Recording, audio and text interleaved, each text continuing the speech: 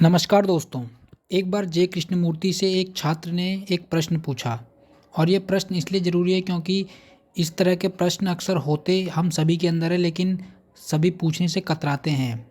तो प्रश्न कुछ ये था कि जब कोई लड़का बड़ा हो जाता है तो उसके मन में सेक्स के बारे में उत्सुकता जागृत होने लगती है, ऐसा क्यों होता है?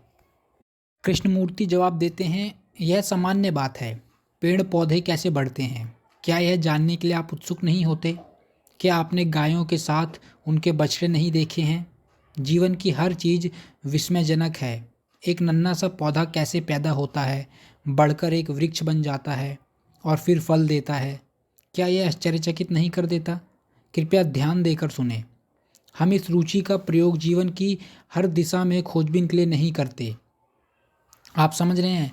आप कभी यह खोजने का प्रयत्न नहीं करते कि कोई वृक्ष बढ़ता क्यों है, पक्षी उड़ता क्यों है।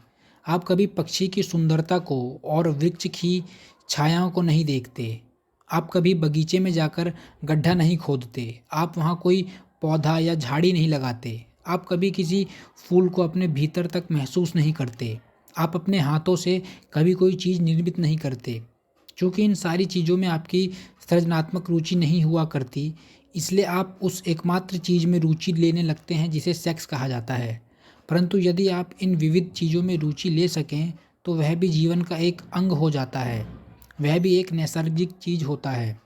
यह प्रकृति का एक तरीका है जिससे वह बच्चों की उत्पत्ति करती है। इसमें गलत कुछ नहीं है, परंतु वह हमारी आदत बन जाए यह ठीक नहीं है। हमारा मन पूरी तरह उसमें ही केंद्रित होकर ना रह जाए, जैसा कि हम में से अधिकतर लोगों का मन होता है। जब हम छोटे होते हैं तब यदि हमने फूलों में, नदियों में, मछलियों में या अपने हाथों से कुछ बनाने में रुचि ना ली हो, तब सेक्स अधिक महत्वपूर्ण बन जाता है। यदि चित्रकारी करने में, संगीत में, कोई वाद्य यंत्र बजाने में, कविता लिखने में, खेलने में, सही ढंग का खाना खाने में, ठीक तरह के कपड़े पहनने में हम रुचि लेते हैं, यदि संध्या और भोर के आकाश को देखने में, पेड़ पौधे के सौंदर्य को देखने में हमें रुचि है और हमारा मन उस सब का आनंद ले सकता है जो कि शिक्षा का अंग ही है, और इस प्रकार सृजनात्मक रूप से आनंद उठा सकता है, तब सेक्स कोई भद्दी समस्या नहीं बनती। पर चूंकि हमें इन सब चीज़ों को सृजनात्मक तरीके से देखने के लिए प्रोत्साहित नहीं किया जाता, इसलिए सेक्स हमारे लिए भयंकर दुःस्वप्न बन जाता है।